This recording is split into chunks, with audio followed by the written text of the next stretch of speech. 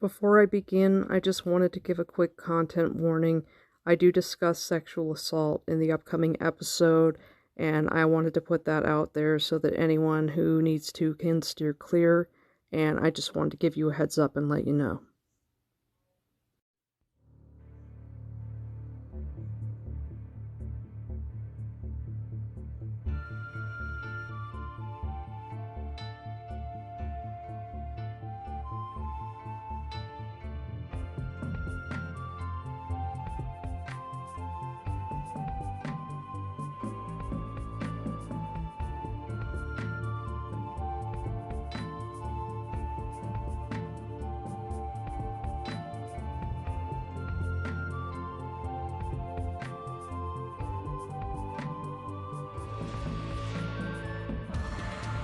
The stone won't fall until the podcast of the dragon comes to your device.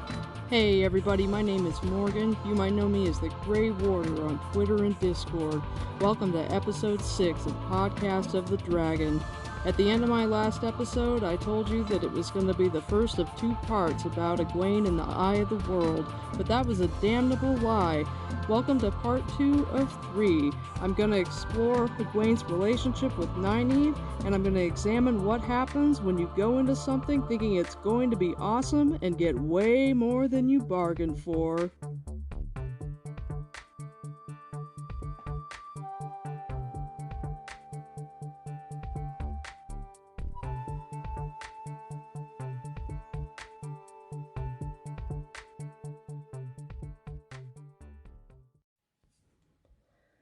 As people of marriageable age, the young Emmonsfielders should have been free to go out into the world and do whatever they felt like doing.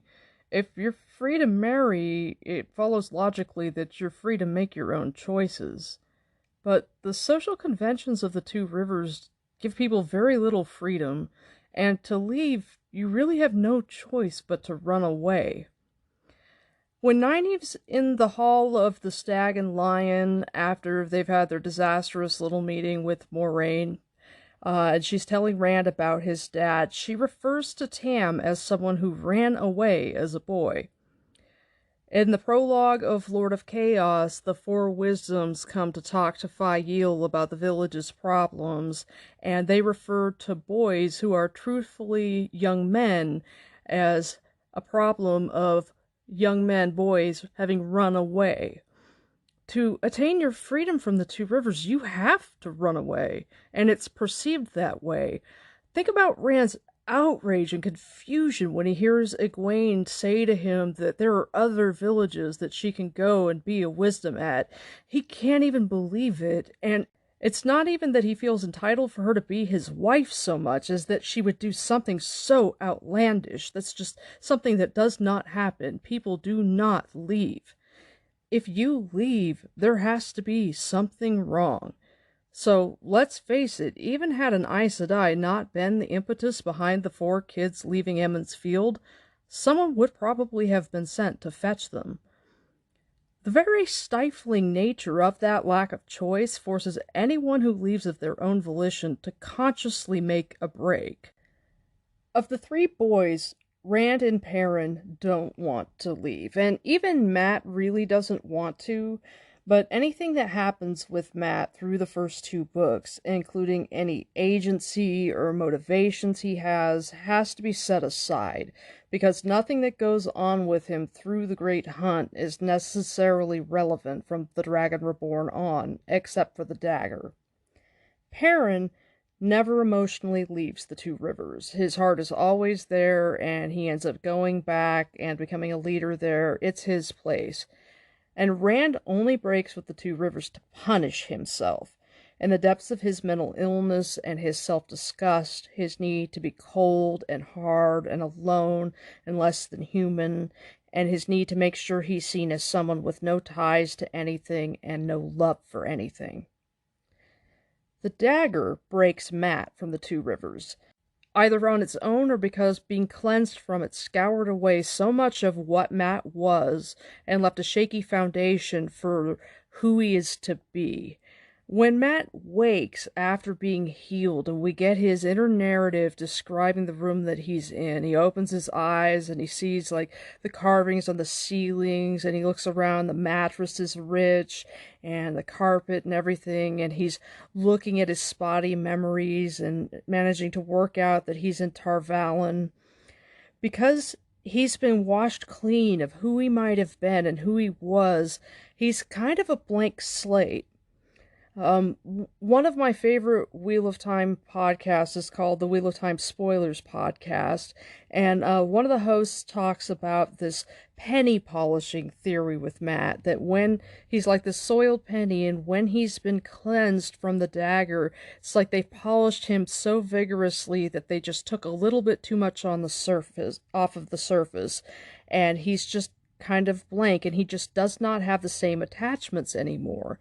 So he wakes in Tar Valon, and he is eager to get out into the city, and he is strangely knowledgeable about how it functions, even though he's never actually been in a city where he was free to throw himself into it.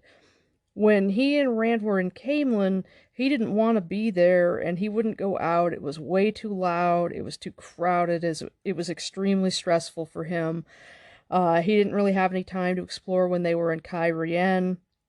But now he is so excited to be out there, and to be gambling, to be exploring Tar Valon, and to be seeing the world. The dagger from Shadar Logoth caused the luck in Matt to awaken, because it did something to his Ta'veren nature. It unlocked one of his abilities, and helped set his path toward gaining the others, and acquiring his artifacts. And it helped break Matt free from the Two Rivers. It let him see that it wasn't the place for him. There's no real gambling there, and everybody's really judgy. Sluttiness is frowned upon. And Matt is not someone who is interested in others' expectations. That's one of the big things that we get from his character the minute that we finally get to see the inside of his head, is that this is somebody who doesn't give a shit what other people expect from him. So he wakes up to being way too big for his village. He didn't leave by choice, but he sees that it's right for him, and he never wants to go back. Egwene, unlike the boys, did choose to leave.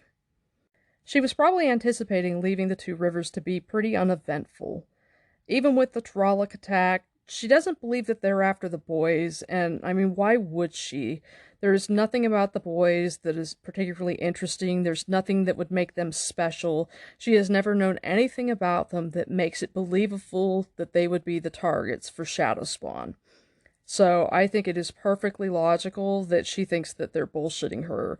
And Moiraine does not back the boys up when they're like, the Trollocs are after us. You know, she doesn't have time for this shit. She's like, everybody stop arguing. Obviously this girl is insistent. Let's just get the fuck out of here.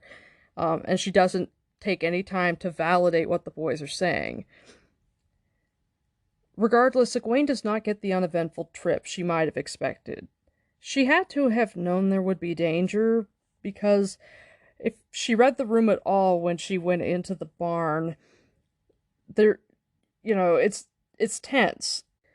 And then there's this uncomfortable scene when Lon says she can ride the Gleeman's horse, and Tom basically comes popping out of the hayloft, and Lon draws his sword on Tom after he's like, oh no, I'm going to come with you. There is so much stress and tension in the air, and the sense that if Tom didn't say or do the right thing, Moiraine might tell Lon to kill him. But I don't know if Egwene even picked up on all of that the way that Rand did. She's normally a lot more perceptive than he is, but she may have been way too focused on the fact that she was not going to be left behind, on how she was going to state her case and advocate for herself if they tried to tell her no, or how she was going to try to keep her courage and stand up to Moiraine, because getting in an Aes Sedai's face and saying, I'm coming with you and you can't tell me no, takes a lot of guts. Either way, she gets a terrifying trip instead of an uneventful one. But I'm not sure how frightened she is about it, because she was in the village during the Trolloc attack, and she saw Moiraine and Lon defend it. And she may very well believe Moraine can kill anything that comes after them. So she may not be very fearful when they're fleeing the two rivers because she's seen some great demonstrations of the One Power. And she may think that there is nothing that cannot be conquered by the true source, and she's in the full spirit of adventure, and so she's just smiling as they flee. She is happy to be leaving. She's taking charge and doing something different. I'm the kind of person who I tend to wait for life to put change in my path before I make a choice to do something because I'm afraid of making mistakes. When you're a person who very rarely feels in charge of your own destiny and you can actually make a choice and make a change for yourself, it is so empowering and exciting. It almost makes you feel high. I think for Egwene that there have been very rare times in her life where she has felt empowered. And this choice, this leaving of the two rivers, seizing the moment, is one of them. And it is a perfect example of what Rand says to himself as he's looking over at her, she's smiling, that there is a difference between seeking adventure and having it thrust upon you and how you perceive everything. And I think that this is a theme Jordan is exploring throughout this first book about the type of soldier Rand and the other boys are versus what Egwene is. The difference between being a draftee versus being a volunteer. I'm late with the second part of this bit about Egwene because I had to take more time to contemplate exactly how it should go. And while considering it, I had a whole bunch of revelations, and I began to really think about how it must have been for Robert Jordan to have to write a character and try to show development while never being able to show her point of view, and try to get his point across. And the more I thought about it, the more I thought, no wonder he had the dagger wiped matte clean. If he'd had to do that with two of his main characters, it would have been too much. It's one of the things that makes this series so great. I don't even know how many times I've reread The Eye of the World. I started reading the series in the early 90s. There were only 4 books out, but the 5th one came out shortly after I got into it, so I really didn't start waiting for books until book 6. And even then, that one came out like only a year later. It was only book 7 where you really had to start waiting multiple years for books. So I've read the first 5 to 6 books more than the others, and then decreasing amounts of times as the series went on. This is the first time that I've ever really tried to think about what's going on in Egwene's head rather than just noticing how the others react to her, and not even imagining what things are like for her until she actually tells me about it in The Great Hunt. And it's been so enlightening, and just noticing this theme, this difference between being the volunteer and being the person who's drafted. You get the inner narrative of the draftees in Perrin and in Rand, but you get this external thing with Egwene, where she gets to this point where it's been fun and games and excitement, and then they get to Baerlon, and she's exhausted. She hasn't bathed in a week, and she has the strain of the travel, and she's been arguing with Rand a whole bunch, and then they get Shadow Spawn again, and suddenly it's no longer this glorious chase that they've been on. It's genuinely terrifying. And it makes me think that she probably didn't have a close encounter with Trollocs when they attacked the village. I think her parents probably ordered her and her sisters to stay inside the inn, and looking at that scene, I see Egwene going straight for the windows, staring outside to see what's going on, and watching, because she would not have stayed away. But having that kind of separation so that she's frightened, but it's not the terror of being in the middle of everything. And then she starts seeing the One Power being used by Moraine, and that would have, like, taken away the terror out of just her pure enthusiasm by it. So I think her fear of the Trollocs was offset by her just utter enthusiasm and awe for the Aes Sedai. There's no doubt of Egwene's courage, but at the time that she chooses to leave with the party, she does not know what the stake is. She has to ask Moraine during one of their talks on the trip to Baerlon why the Trollocs came to Emond's Field. And we've got this great scene between them, and Rand's eavesdropping on them, so Moraine just turns and looks at the bushes straight at him. Egwene doesn't really know what she's getting herself into, and that seems in essence to be kind of the experience of anyone who volunteers to go into the military looking for excitement and adventure, and they're thinking about how they're going to blow this shit up, and they're thinking of all the war movies that they've seen, and they're super stoked about it, and they're just like, oh, it's going to be such awesome shit. And then what happens when they actually see what things are like, and when they get into a position of real fear, and they face death, and everything goes wrong, and it's really, really humbling. Looking at the rest of the book, from when they re-encounter Shadowspawn in Baerlon through to Shadar Logoth and to the end, and seeing what happens once Egwene, quote-unquote, sees real action, you see the journey of a volunteer that's pushed to their limits. And it's going to make this reread so much more illuminating for me with her character, and I feel like when I get her first point of view in The Great Hunt, rather than the impression I had always gotten of her as this kind of naive blank slate, I think I'm going to see her rather as this adaptable person who is shell-shocked, and she's been kind of brought to her senses about her own vulnerability, and she's recovering from a whole bunch of shit that happened, and is gathering herself and focused on a problem of being smacked in the face with the heartbreaking reality that someone she thought that she was going to marry, and then thought she probably wouldn't marry because they didn't want the same things, and then because they were out in the world together, thought that she might actually get to marry, and now knows that she won't marry because he's going to die soon of a horrible affliction. She's focused on dealing with that, all the while about to embark on the path toward becoming an Aes Sedai. So when I see her first in The Great Hunt, and I get that first POV, I'm going to see her less as this sweetly portrayed naive girl, and more as someone who's in a state of deep quiet that you feel after a terrible trauma.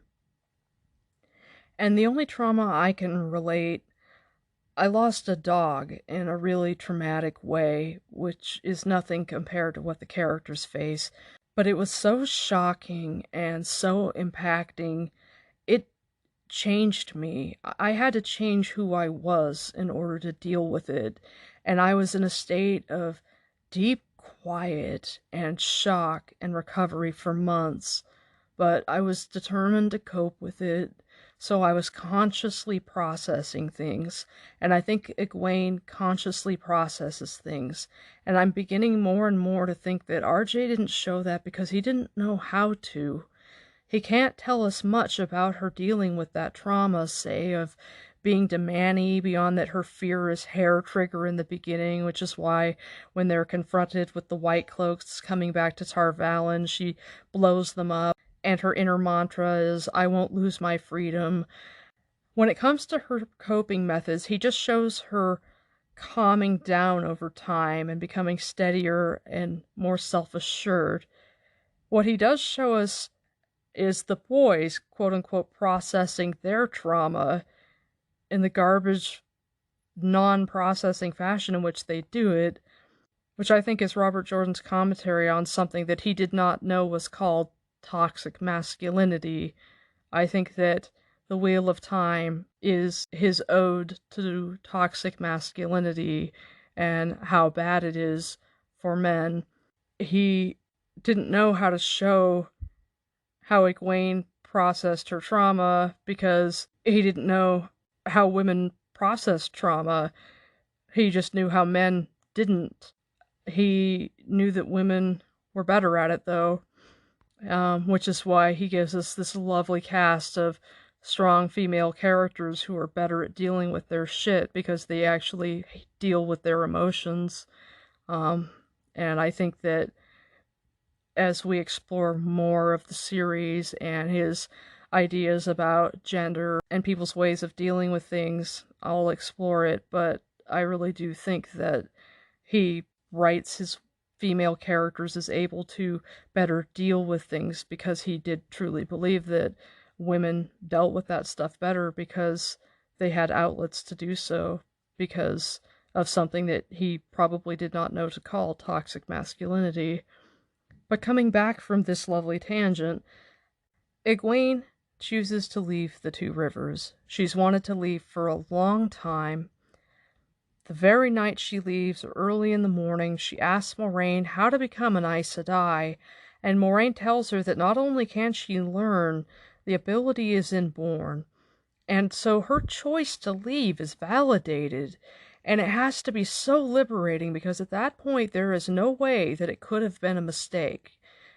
She doesn't strike me as the kind of person who would have second-guessed herself too much, but she would have had at least some doubts, and so this would have been wonderful to just know, oh, no, it had to be this way. I had to go for training because this ability is inborn and I don't have a choice. This was the right thing to do.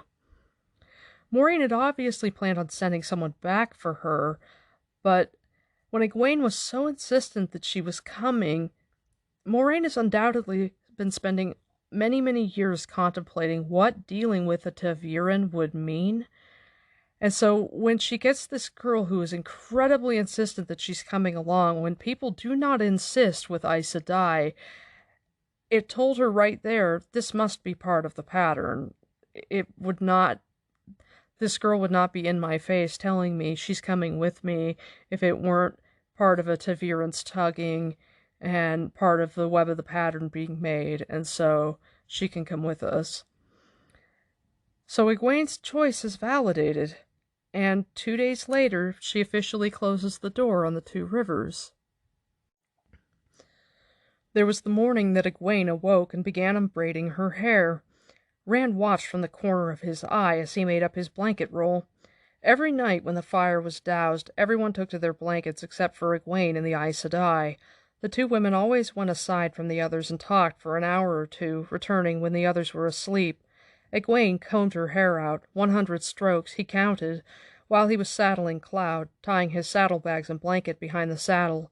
Then she tucked the comb away, swept her loose hair over her shoulder, and pulled up the hood of her cloak. Startled, he asked, "What are you doing?" She gave him a sidelong look without answering. It was the first time he had spoken to her in 2 days, he realized, since the night in the log shelter on the bank of the Tarn, but he did not let that stop him. All your life you've waited to wear your hair in a braid, and now you're giving it up?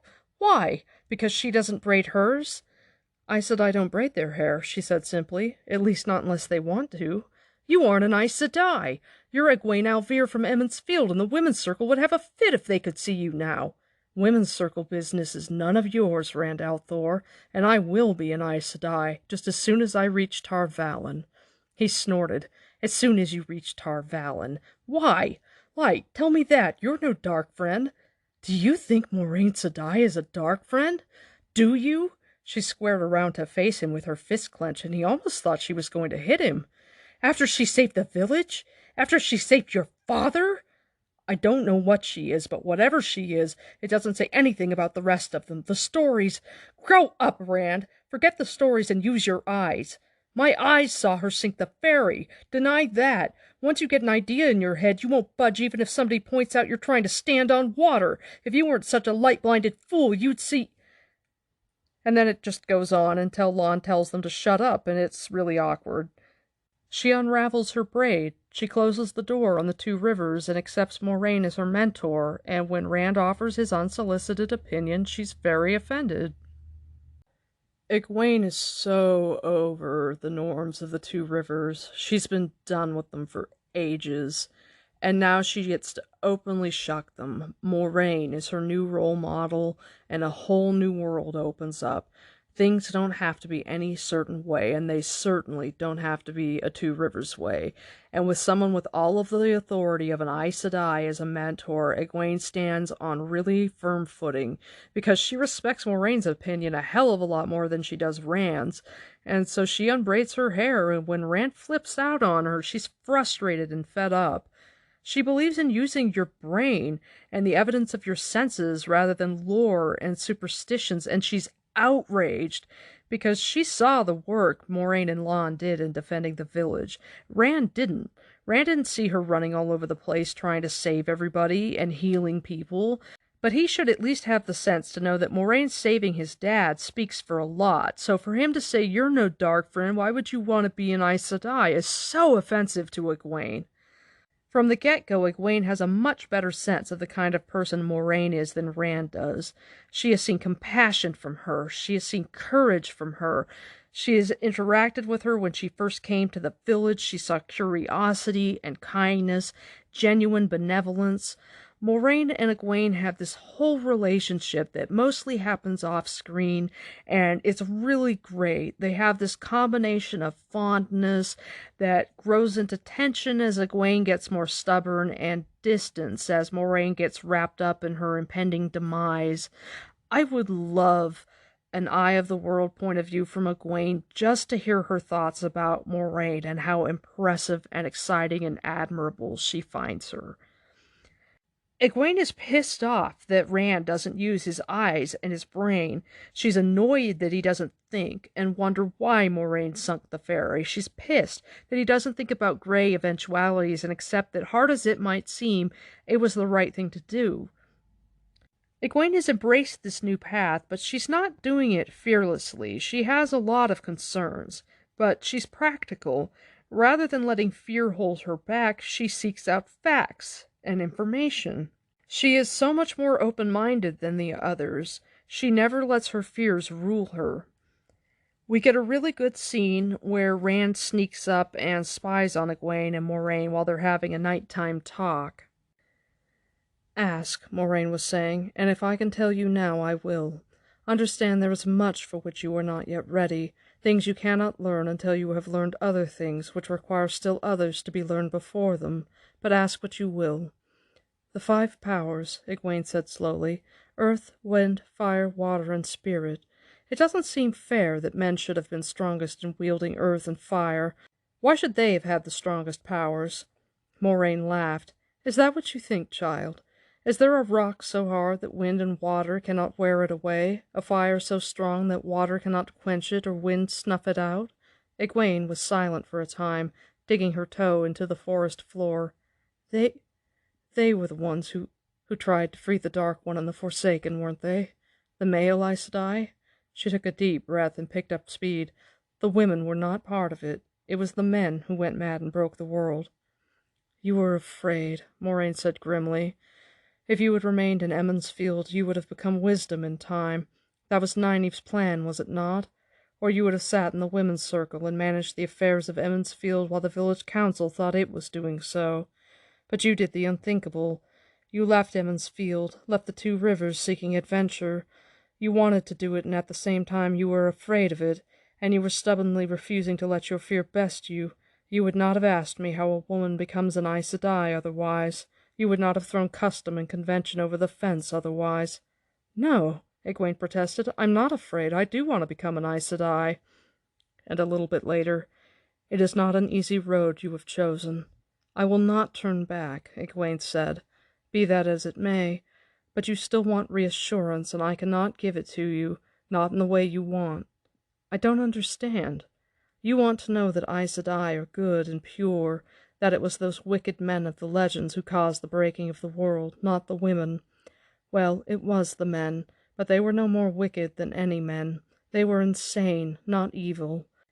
The Aes Sedai you will find in Tar Valon are human, no different from any other women except for the ability that sets us apart. They are brave and cowardly, strong and weak, kind and cruel, warm-hearted and cold. Becoming an Aes Sedai will not change you from what you are." It's funny that Moraine can say that and not have it be a lie, because becoming an Aes Sedai does change someone from what she is. It's the kind of career path you can't take without being changed.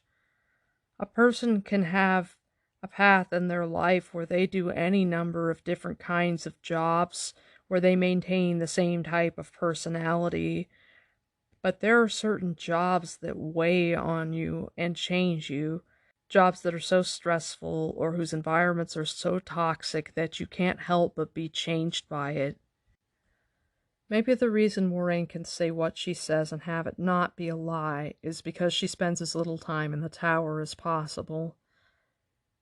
Not being part of the tower politics and all of the bullshit that weighs everybody down, that kind of almost meat grinder that is Aes Sedai politicking, allows her to make decisions for herself and make her own choices, and therefore she gets to be more her own true and genuine self in a way so many of the Aes Sedai that we meet later on just don't get to be.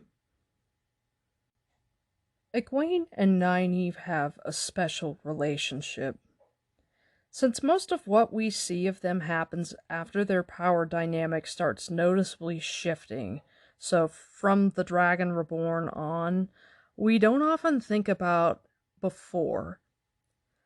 The morning after Shattered Logoth, Nynaeve comes upon Moraine and Lon on the bank of the Arenelle, and Moraine proceeds to tell Nynaeve that she can channel, and Nynaeve doesn't believe her at first and says, "Why don't you try claiming I'm a Trolloc?"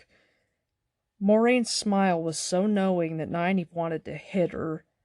"Do you think I can stand face to face with a woman who can touch the true source and channel the one power, even if only now and then, without knowing what she is? Just as you sensed the potential in Egwene.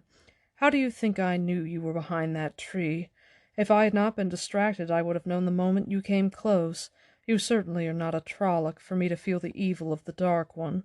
So what did I sense, Nynaeve Almira, wisdom of Emond's Field, and unknowing wielder of the one power?" Lon was looking down at Nynaeve in a way she did not like, surprised and speculative it seemed to her, though nothing had changed about his face but his eyes. Egwene was special. She had always known that. Egwene would make a fine wisdom. So we never have a timeline for when Egwene and Nynaeve start developing their relationship.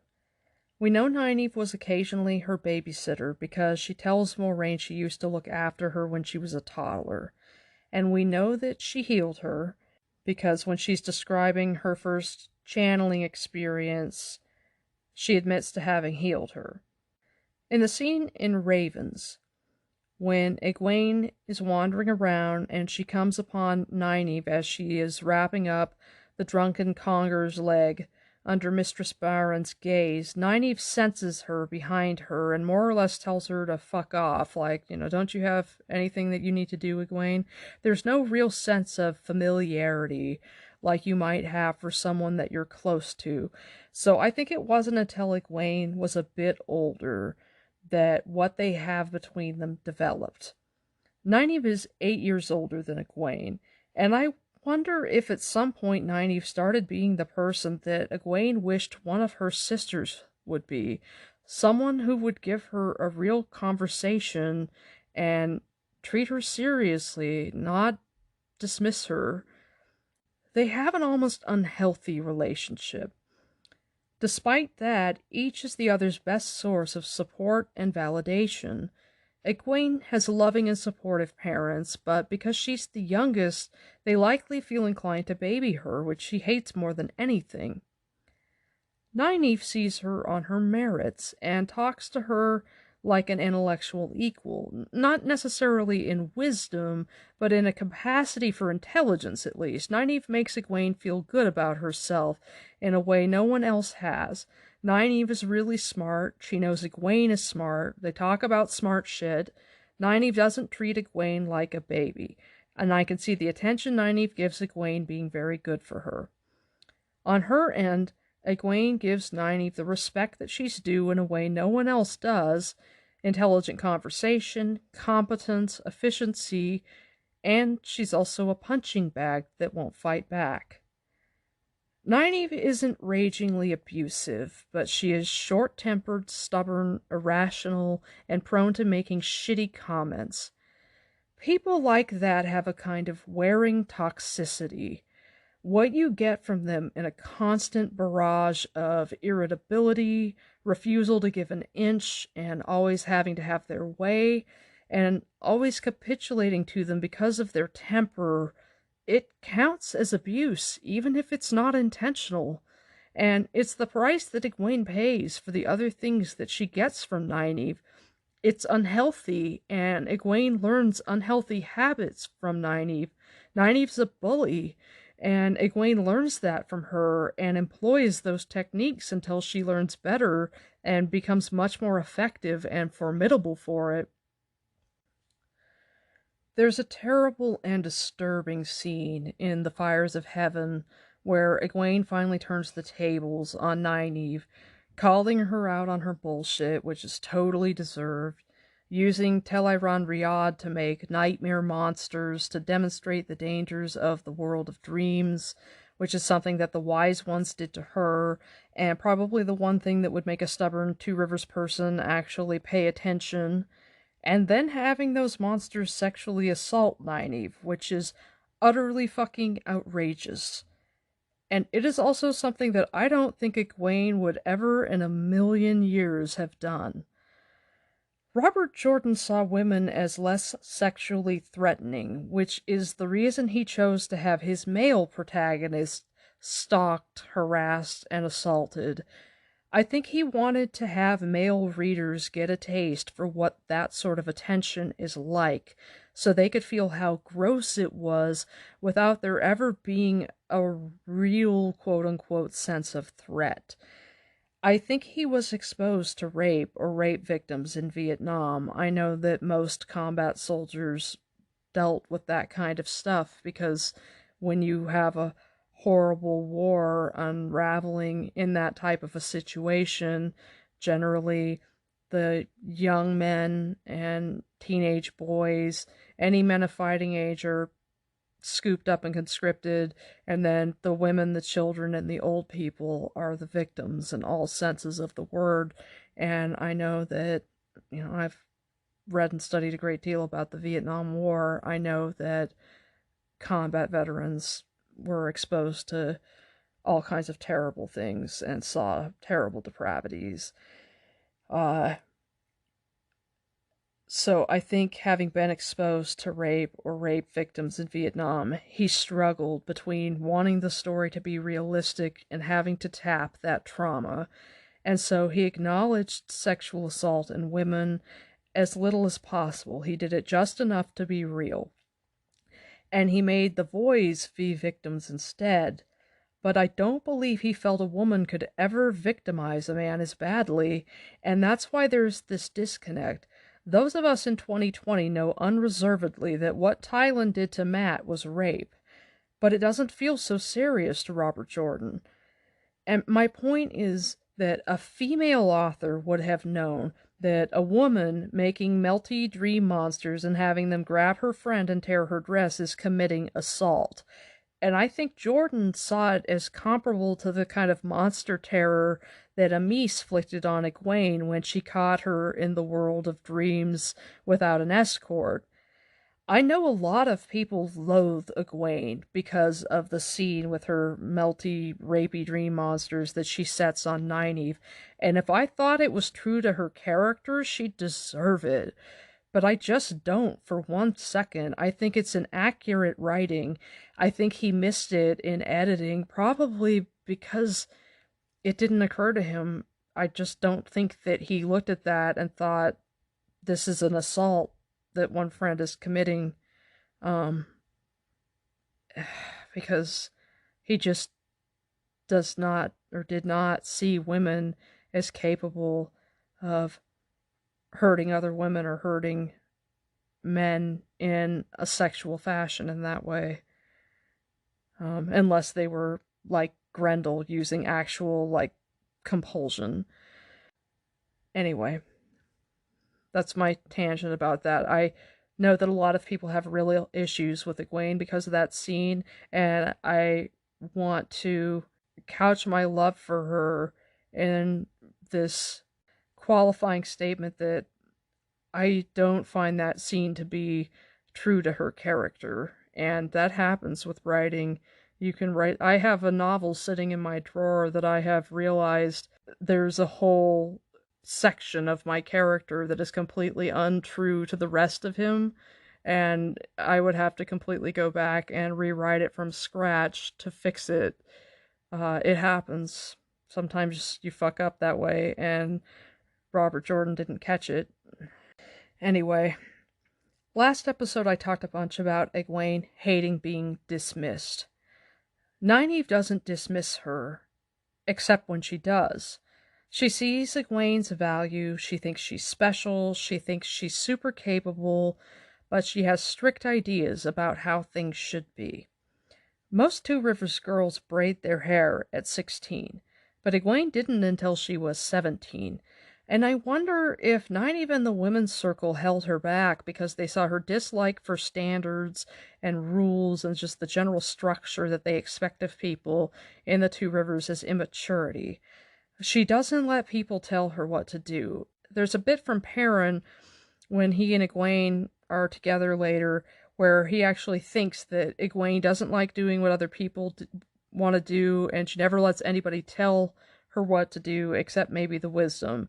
And I'm wondering if they held her braid back for a year because of that. Even worse, when it comes to rules and standards, Nynaeve can be really arbitrary. She makes a lot of decisions based on how she feels. Because of that, they're not always logical. As Rand tells us when they're in the private dining room of the Stag and Lion, Rand sighed. The wisdom was on the point of one of her tongue lashings, and it looked as if it might be a first-rate one, if she took a position in the heat of anger, if she said she intended to see them back in Emond's Field no matter what anybody said, for instance, she would be nearly impossible to budge. Dealing with an illogical person who has a temper can feel like handling a bomb. I know what it's like to make decisions based on how you feel, which is why Nynaeve gets no passes from me for her behavior, and it's one of the reasons why she's one of my least favorite characters. I hate her hair-trigger temper and the way she behaves toward people with it, and it's something to be said for how good a writer Jordan is that I react to her as if she's a real person. That's wonderful character development. I used to make decisions based on how I felt, and then I changed my medication. And I'm not saying that Nynaeve's issues are so serious that she needs psych meds. I'm just saying that she must know some mood-stabilizing herbs. Like maybe she should start smoking Two Rivers Not At All Whack to back. I mean, what she really needs is therapy, but as always, there is the theme of no therapists in Randland. One of the nice things, I guess, about having a verifiable mental illness is that I've spent plenty of time in therapy, and it has made me one of the sanest people I know, ironically, because I never let my emotions rule me. I'm always assessing them. Are they reasonable? Are they fair? Often the answer is no, but I never inflict them on other people. And having learned to make decisions based on what I think and on what's fair, I struggle with Nynaeve. And there's a lot of personal guilt wrapped in it, I think, because back when my mood wasn't so well regulated and I was still making decisions based on how I felt, I was often shitty to the people who mattered the most to me, and they had to deal with the lack of logic and arbitrary decisions and irritation, particularly when people wanted well-deserved explanations.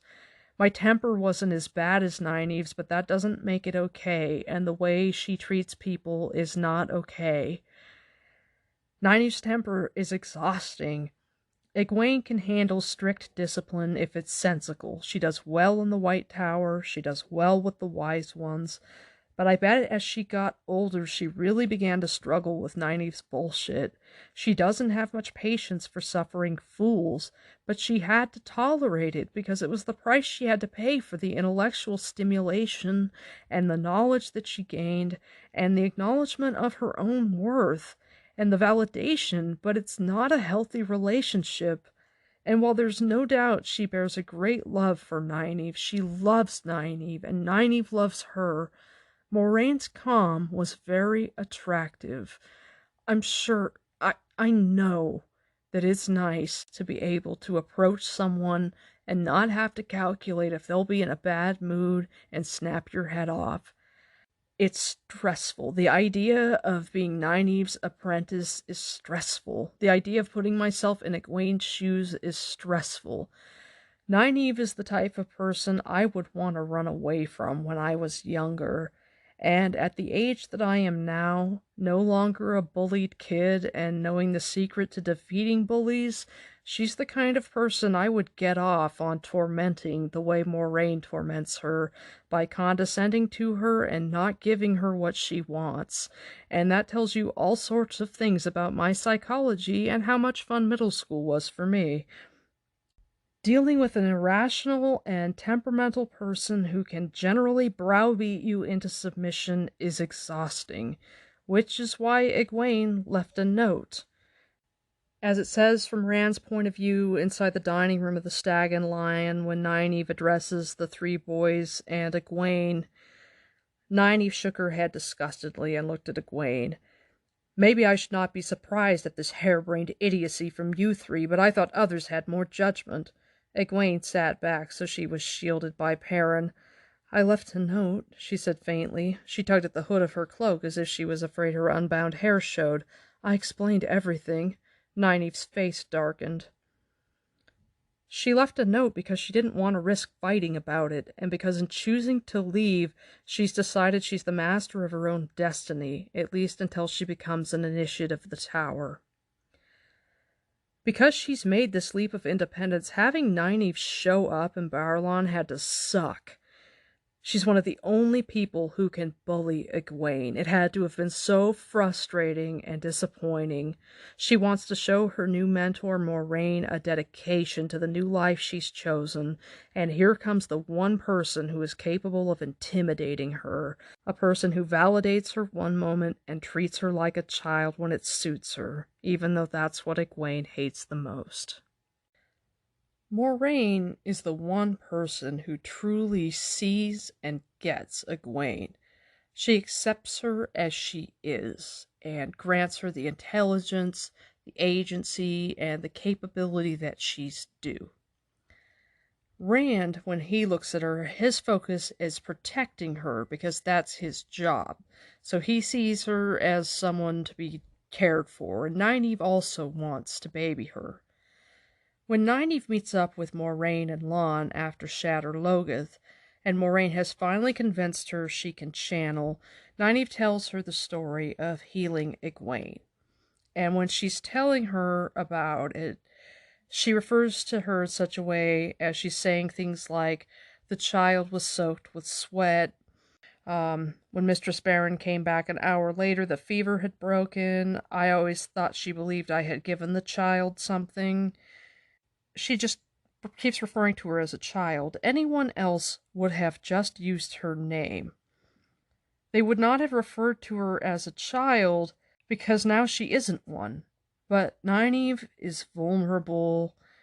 She's all fuckered up right now, and it's like the mental wall that makes her correct herself and keep the proper social conventions, because Egwene is a woman now, is broken, and she's being open and honest about her true vision of Egwene. Nynaeve's worried about all of the kids, because she doesn't see any of them as adults, but she's especially worried about Egwene. Moraine, on the other hand, shows that she sees Egwene as someone utterly self-sufficient and able to problem-solve, and not in need of babying. Moraine tells Nynaeve that one of the boys is across the river, and that the other two have lost their coins and are probably on their way down toward Whitebridge. Where is Egwene, then? You haven't even mentioned her. I do not know, Moraine admitted, but I hope that she is safe. You don't know? You hope? All that talk about saving her life by taking her to Tar Valon, and she could be dead for all you know. I could look for her and allow the Myrtle more time before I arrive to help the two young men who went south. It is them the Dark One wants, not her. They would not bother with Egwene so long as their true quarry remains uncaught. Nynaeve remembered her own encounter, but she refused to admit the sense of what Moraine said. So the best you have to offer is that she may be alive, if she was lucky. Alive, maybe alone, frightened, even hurt, days from the nearest village or help except for us, and you intend to leave her. She may just as easily be safe with the boy across the river, or on her way to Whitebridge with the other two. In any case, there are no longer Trollocs here to threaten her, and she is strong, intelligent, and quite capable of finding her way to Whitebridge alone, if need be. Bam, Moraine. Egwene sees some cool uses of the power from Winter Night to Shatter Logoth. She sees Moraine zap Trollocs with lightning and burn them with fireballs. She sees healing. She sees her call fog. She sees her sink the ferry, cleanse fatigue, make the mask of mirrors to fool the white cloaks. She sees her hit Trollocs with a switch and cause lines of fire to burn all over them. She sees her do the earthquake and firewall. She sees her make wards. In the Great Hunt, Egwene never reflects on Eye of the World events, so we can only speculate. But by the time she's in Faldara, she needs regular lessons. In fact, Varen accuses her of forging ahead when she goes to give her a lesson as they're on the way to the river to take the ships down to Tar Valon. We know that she's eager for knowledge, but putting that against the backdrop of the events since leaving the Two River, there's so much more there. There are a number of situations in the Eye of the World where Egwene had to have been wishing that her training had started. Fleeing the Two Rivers didn't seem to be too traumatic for her, but once they're in Baerlon and the Fade comes to the inn, when Rand sees her once they're all gathering to leave, he says in his inner narrative that she looks frightened almost to tears. I think she thought the pursuit was done once they got away clean after crossing the Terran. And once the Fade is at the Stag and Lion, her adventure has gone from exciting to a bit too real. She does retain her courage. She's scared, but she does okay. When they get out and they get past the White Cloaks, they make it a mile down the road and they look back, the inn is burning. And that is shaking to her.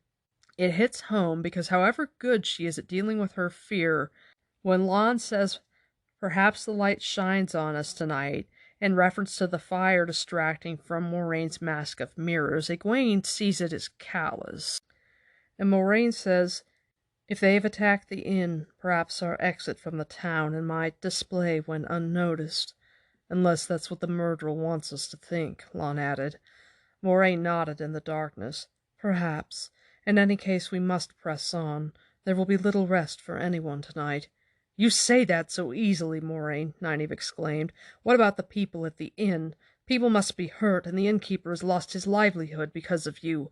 For all your talk about walking in the light, you're ready to go on without sparing a thought for him. His trouble is because of you." "Because of those three," Lon said angrily. "The fire, the injured, the going on, all because of those three. The fact that the price must be paid is proof that it is worth paying. The Dark One wants those boys of yours, and anything he wants this badly he must be kept from, or would you rather let the Fade have them?" "Be at ease, Lon," Moraine said. "Be at ease. Wisdom, you think I can help Master Fitch and the people at the inn? Well, you are right." Nynaeve started to say something, but Moraine waved it away and went on. "I can go back by myself and give some help. Not too much, of course. That would draw attention to those I helped, attention they would not thank me for, especially with the Children of the Light in the town, and that would leave only Lon to protect the rest of you. He is very good, but it will take more than him if a murderer and a fist of Trollocs find you. Of course we could all return, though I doubt I can get all of us back into Baerlon unnoticed, and that would expose all of you to whomever set that fire, not to mention the White Cloaks. Which alternative would you choose, Wisdom, if you were I?" "I would do something," Nynaeve muttered unwillingly. When Lon insists that the fact that the price must be paid means that it's worth paying, that settles Egwene. She believes at this point that the Shadow Spawn are after the boys, especially because Nynaeve seems to think that there might be something to it, and she, meaning Egwene, is logical. But she also trusts Lon and Moraine. Nynaeve doesn't, and she fights against Moraine with all of passion. And I wonder if by fighting against Moraine with passion instead of logic. She's proving Moraine's points to Egwene, since Egwene is such a logical person. Has Egwene admitted to herself all of the issues that she has with Nynaeve? Has she listed in her head that she's childish, inconsistent, a bully, or is it just this generic frustration? And also, I wonder, does she enjoy seeing someone that has the antidote to Nynaeve's bullying? I'm wondering how conflicted she feels. Has she gotten to the point of frustration with Nynaeve that she enjoys seeing someone Nynaeve cannot dominate? Normally, Egwene is on Team Nynaeve, but at this point, their desires aren't compatible. Nynaeve wants to tell her what to do with her life, and Egwene isn't having it. I think Egwene had some pretty strong feelings of dismay when Nynaeve showed up in Baerlon. She must have been really afraid Nynaeve would throw a huge fit in the private dining room to get her way, and it's a good thing Tom derailed her with threats of the White Cloaks, and then Rand diverted her by saying, "What you want really doesn't matter, we need to go on."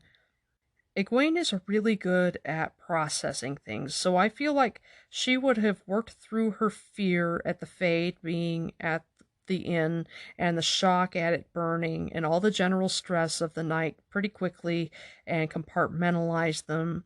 And I see her then writing the rest of the time and over the course of the 2 days until they hear the Trolloc horns, feeling tense and tired and more than a little resentful that Nynaeve is there. For those 2 nights, surely there were no more private talks with Moraine.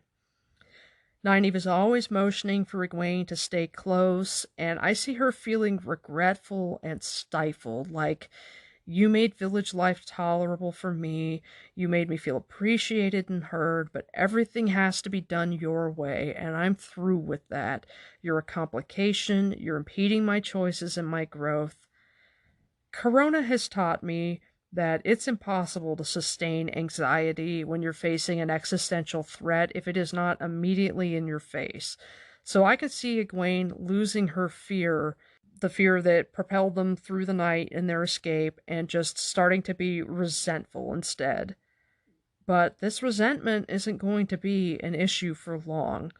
Their dynamic changed when Egwene chose to leave, and it will change again in the battle before Shatter Logoth, when suddenly survival makes all of this other stuff a hell of a lot less important.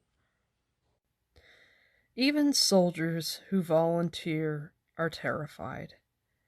Today in the United States, all of our soldiers are volunteers, but in Robert Jordan's time, there was the draft, and that was the way that he understood things. And so the tone of this story right now is of the boys being draftees and Egwene the volunteer. I would assume every volunteer for military service has a moment when they face enough fear or danger where they second guess their choice. And I think the horns on the Camelin Road was it for Egwene. Once they're in Shatter Logoth, after they've been driven by the horns, after they've had the first battle, after they've fled the second wave of Trollocs, I think she was tapped out. She had to deal with this utter sense of powerlessness in the battle. All she has is a teeny little belt knife, she and Nynaeve both. All they could really do was just stay close to Moraine, hoping that she would be able to protect all 3 of them, and all the time wishing that she could channel better. Having had lessons already from Moraine, I'll bet anything she was trying to channel. So she's powerless in this first battle. Lon cuts off the Myrtle's head, all of the Trollocs die. They flee until the second wave catches up to them, and then Moraine makes the earthquake that knocks them all over, does the firewall, sends their scent off toward the mountains, and they travel into the city and through the city, hide out in the building that Lon picks, and Egwene goes in with Nynaeve and Moraine, and the boys bring the horses in, stable them, and sneak out the back. At some point, in noticing that the boys have gone, there had to have been words between Moraine and Nynaeve, but I'm not sure what those words would have been.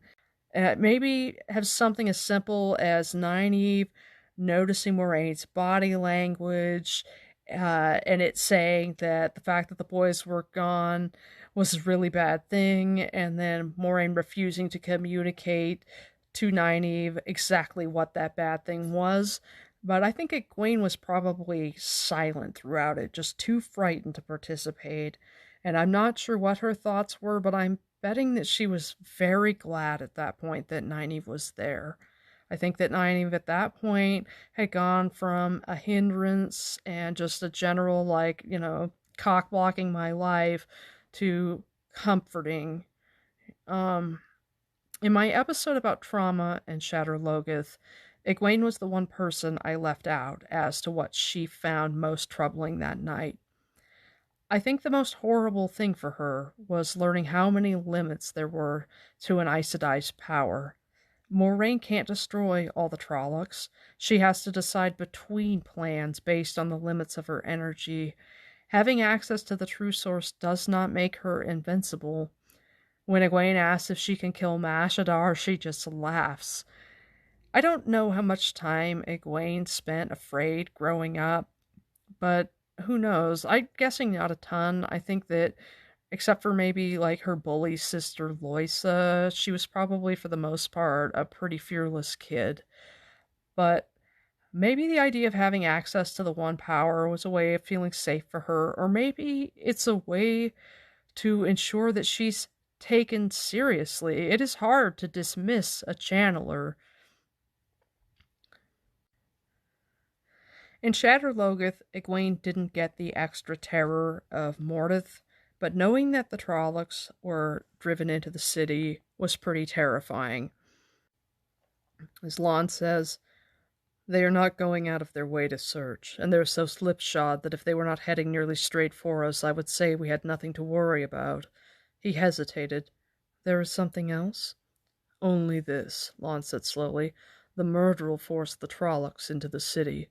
What forced the Myrddraal? Everyone had been listening in silence. Now Tom cursed under his breath, and Egwene breathed a question. The Dark One?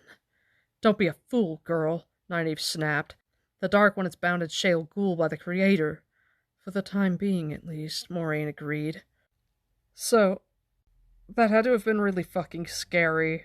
Because whether or not it was the Dark One, just wondering what could scare a Myrddraal badly enough to force it into the city. She's so scared when they ride out.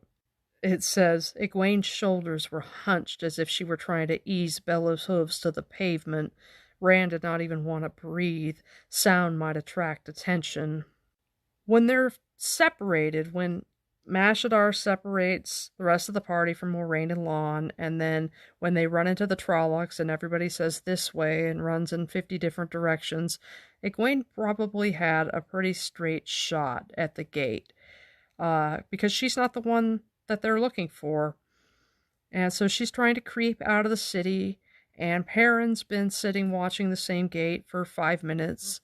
I think she sees him and she watches him for a while. She sees that he's really big and in the shadows with the horse and everything.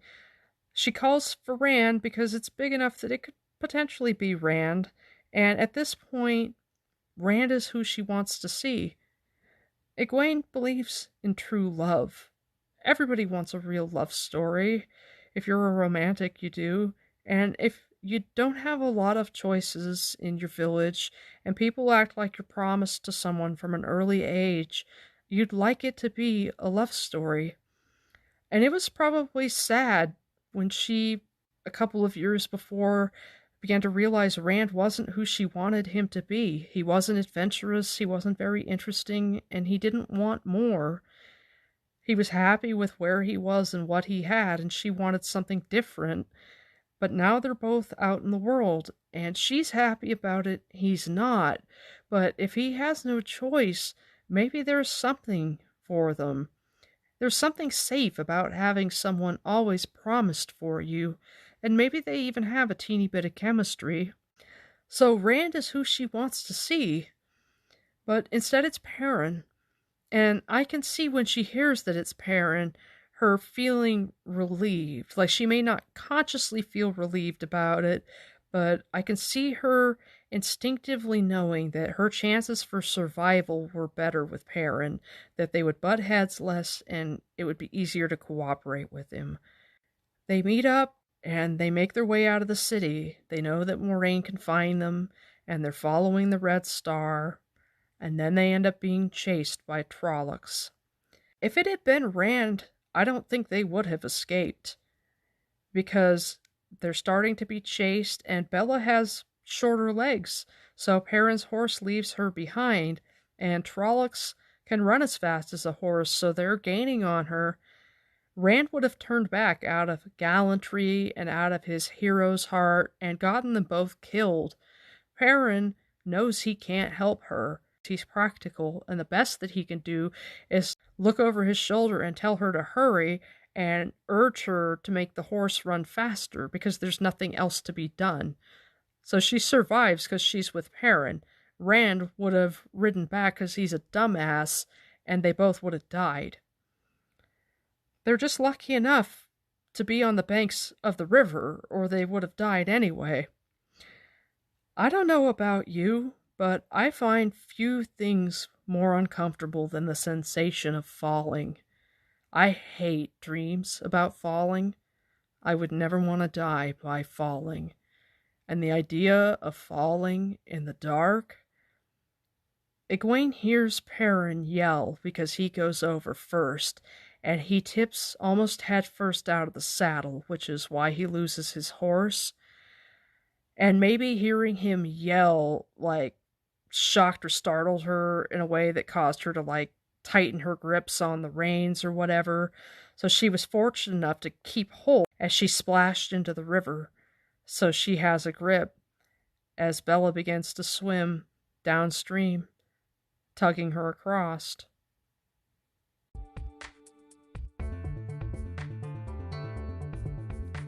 I hope you've enjoyed this episode of Podcast of the Dragon. I've really been enjoying doing these explorations of Egwene in the Eye of the World. It's been a lot of fun and super illuminating, and if you've been having at least half as much fun as I have, I consider that a real success. You can find me on Twitter at WarderGray, that's Gray with an E. Check out Watt Trivia and Games. You can find the link to the Discord at Trivia Watt. There's a really awesome community there. You can check out and play on a whole bunch of the different trivia teams. There's several different types of games there. There's a big hub where you can find a whole bunch of different Discords. Check out a whole bunch of different Watt content creators. Podcast of the Dragon has its own channel on that Discord, so you can go and talk to me, tell me what you think about the podcast, give me some ideas for future episodes, give me constructive criticism. If you want to just shoot me an email, you can do that at podcastofthedragon@gmail.com. My music is by Kevin MacLeod. I'm the Grey Warder, and I know that in the old tongue, Aes Sedai stands for never again volunteer yourself.